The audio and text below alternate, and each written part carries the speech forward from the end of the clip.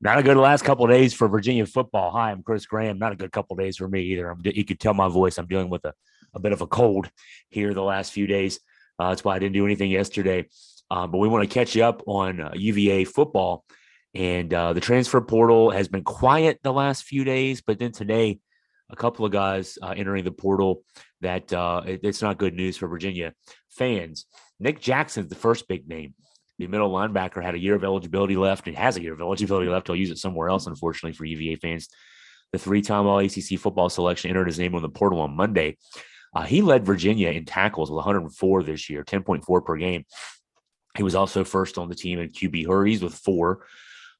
He was second in sacks with 5, third in tackles for loss with 7.5, and also showing his versatility, he was third in pass breakups with 4.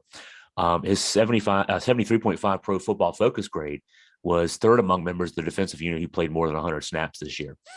And so with him gone, and the middle linebacker is really the sort of the quarterback of your defense. He's the guy who calls out all the signals for the front seven.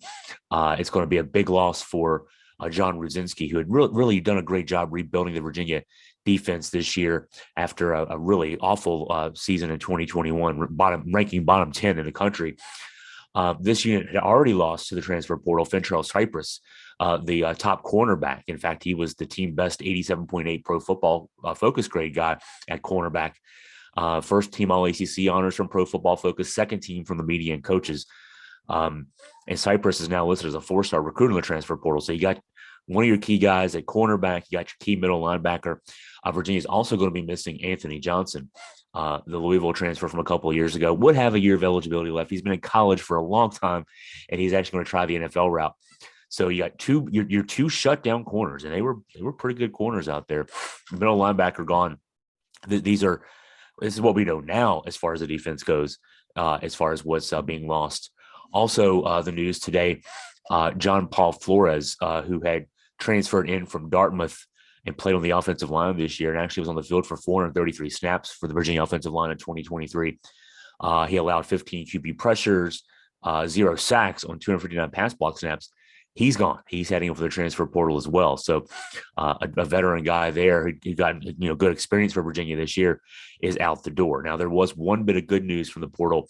Northwestern wideout Malik Washington, whose Pro Football Focus grade was 71.3, announced his commitment to UVA. Washington in 2022 for Northwestern had 65 catches on 101 targets for 701 yards and a touchdown. So with all the losses for Virginia in the wide receiver course, that's going to be big news, just having a guy with veteran experience at the Power 5 level coming in this year for Virginia on that side.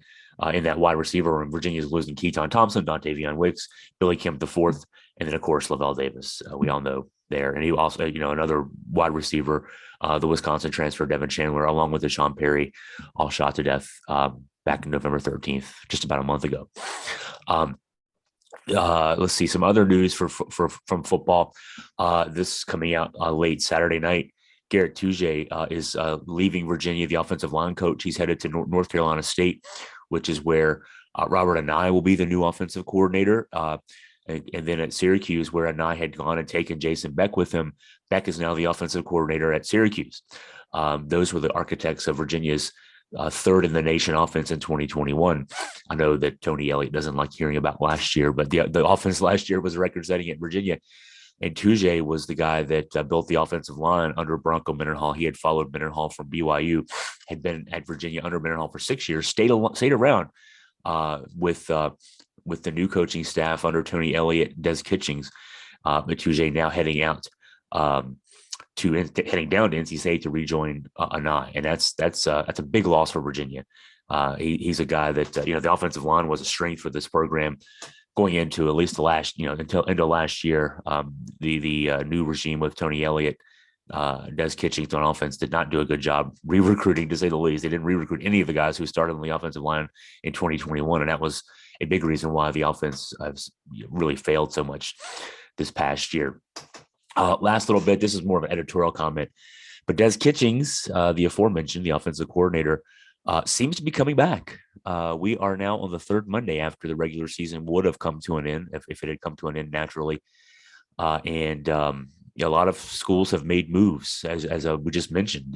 There's been moves all over the place with former Virginia guys, and now former Virginia guys, right? Des Kitchings is still. This is December 12th, and he's still the offensive coordinator of Virginia. And there's been no rumblings that anything from behind the scenes from a news perspective that he's going to be gone. And this is not good news for Virginia football fans. I'll just say, and it's odd news too, considering that Bronco Mendenhall, from all reports, had been giving an ultimatum around this time last year to make a change at defensive coordinator after last year's defense ranked in the bottom 10. And this year, the offense is ranked 102nd after being third in 2021. And that's all at the feet of Des Kitchings, who had, aside from the offensive line, had everybody back. And it was, Kitchings and Elliott's fault that they didn't re-recruit the guys who were there in the first place, and on the offensive line. As far as that goes, Kitchings, who was a reach hire when he was first announced last year anyway, his last offensive coordinator job, and is really his only full-time 1 year offensive coordinator job, was at NC State in 2019. And he was let go after that year at NC State. I think NC State finished 4-8 that year with Devin Leary in his first year as a starting quarterback. That didn't end well, and this first season certainly didn't end well for Virginia on the offense. Brennan Armstrong, who's now headed to the portal, we've talked about that. He went in the portal a couple of weeks ago. He passed for 4,449 yards in 2021. He had half that this year, 2,220, and his passer rating went way down. His TD numbers went from 31 to 7 in 2022. The receivers, Dontavion Wicks, who's now heading the NFL. He was first team All-ACC in 2021. He had a horrible year this year. Keaton Thompson was somehow third team All-ACC this year, despite having a much different 2022 than he had 2021. So Armstrong's out. Wicks, Thompson, and Kemp are out. Garett Tujague is out. He's going to NC State. What we've got now, in fact, I missed one other bit of news. There were two other commitments to Virginia that we got to go into, and these aren't going to impress you. The Monmouth quarterback, Tony Muskett, who was a Northern Virginia prep, played at West Springfield up in Arlington. He's committed to Virginia this year. He's a two-time first team All Big South guy at the FCS level. He's played quarterback. And he led the Hawks to a 14-9 record as a starter, 51 touchdowns, 16 INTs, 64% completion rate at the FCS level, 6'2", 210 pounds.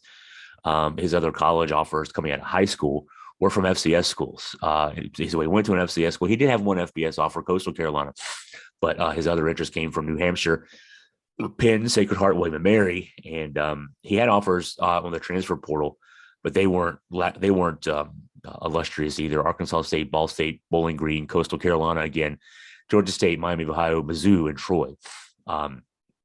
So we had predicted that even before Brennan Armstrong decided to leave, we kind of knew he was going to decide to leave, that Virginia would probably have to get at least one, maybe two quarterbacks on the portal. Jay Woolfolk, the incumbent number 2 guy, is also a baseball player and is an elite baseball prospect, and it's at question whether or not he can be around for all of spring practice next year. And his future with the program thus could be at question. And so having a guy like Muskett, and then I think still one more guy, even just for depth, even if Woolfolk does come back and competes for the starting job, you don't want to have 2 guys. You'd rather have 3 guys who could take snaps and you could trust with that. So I don't think Virginia is done there as far as that goes. Virginia also rated D2 for Dejon Parker. He's a 6'6", 300-pound tackle from Saginaw Valley State at the D2 level. He had transfer portal offers from Colorado State, Eastern Michigan, Miami of Ohio, ODU, Tulane, UMass, and Western Michigan. He's a big guy. He's 6'6", 300 pounds. You can't teach that, as the old saying goes. But Virginia is replacing. You think about the guys they lost off of the offensive line this year. Olu Oluwatimi, Outland Trophy winner, All-American at Michigan. Bobby Haskins at Southern Cal, starting 13 games there, right? And when we're replacing them with guys from, no offense, but Saginaw Valley State, you replace a guy in Brennan Armstrong with a Monmouth quarterback. So these are these are what we got to work with. Excuse me for the coughing. Again, dealing with a little bit of a cold here. But this is the news with UVA football. For more on UVA football, including a column on speculation about former coach Bronco Mendenhall being interested in the Navy job. We got some basketball columns about the national polls this week, about why the women somehow still aren't in the national polls this week. Go to AugustaFreePress.com. If you have any questions for me, email me at chris@AugustaFreePress.com.